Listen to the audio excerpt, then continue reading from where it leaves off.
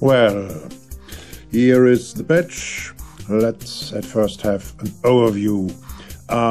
We have two rhythms, which are generated by these two step sequences, and so from the step trigger sequences, from these sequences, the signal goes into the VCAs here. I'll explain it in a second, which are these VCAs are part of the merging mechanism, and the drum or percussion sounds themselves are generated by these modules here, two kick modules to make the kick a little bit stronger.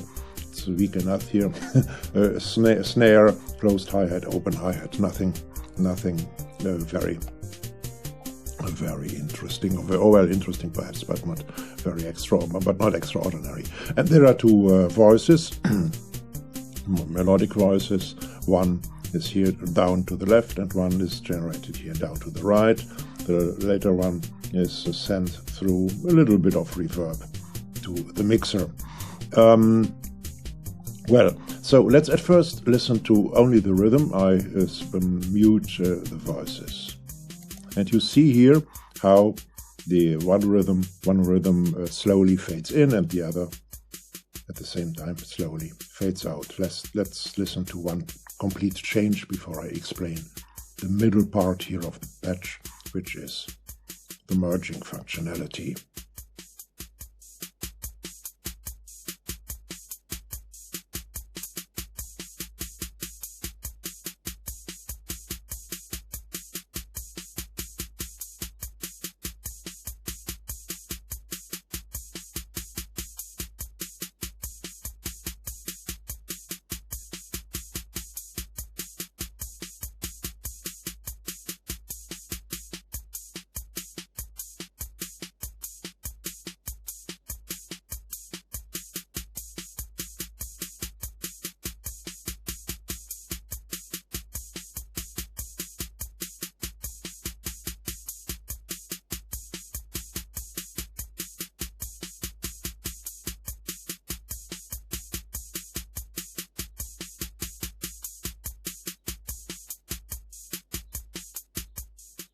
All right, well, so I need these VCAs because the mixer channels are not equipped with CV inputs here.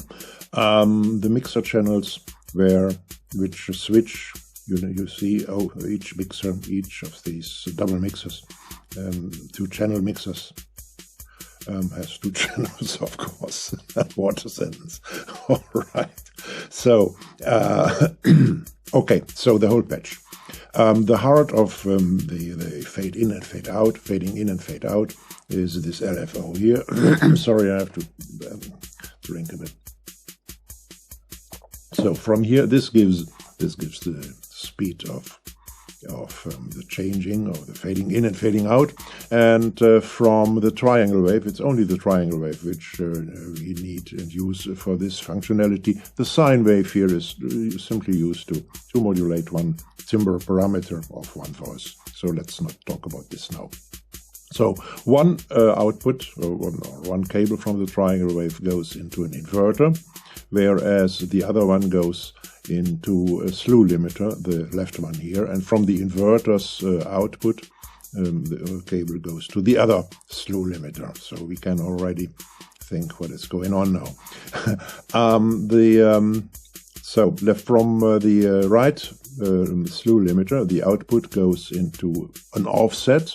I use this offset so that none of these two rhythms ever completely vanishes. There's only a little bit still is left all of the time. And from the inverter, from the offset, it goes to these 5 VCAs. Each VCA being responsible for one certain module of the drum units here, and from it goes to the VCAs, yes, from the slew limiter, from the offset coming from the slew limiter, the CV goes to the VCA, switching them, fading them in and out, and the input of the VCA, the inputs of these VCAs here, and these here, they come from the two different rhythms. So they are pulse outputs, trigger outputs coming from these rhythms, these two, and the outputs are sent to the mixer level, to the mixer channel, and so we hear these mixer channels are faded in and out.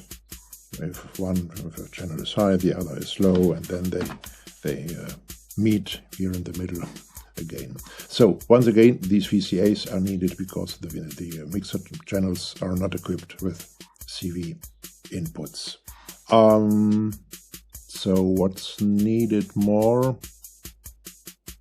No, I think I've explained everything. Yeah. Okay. Well, yeah, of course, sure. The audio flow is from the drum units to the mixer, to these let's say submixers, and from the submixers out into the main mixer here, and from there to the audio out. But I think that's clear. Let me unmute both melody lines now.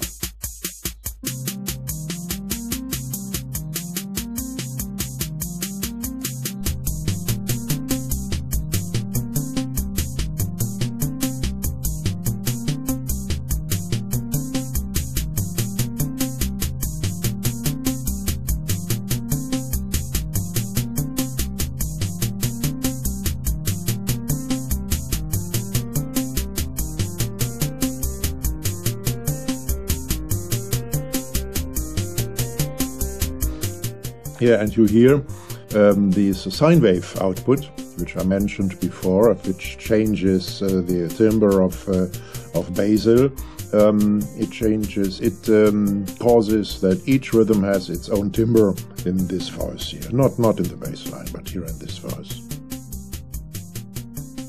Yeah, when the sine wave has its positive cycle, then one of these groups is high, and when it has its negative cycle, the other one is high, because sine wave and triangle wave are, of course, in phase in this LFO. Let's listen a little bit to it and concentrate on the rhythm, and let the bass and the melody line run in your mind a little bit in the background, so that you see here and hear how the rhythm reinterprets, how each rhythm interprets the two lines, melody lines, according to its own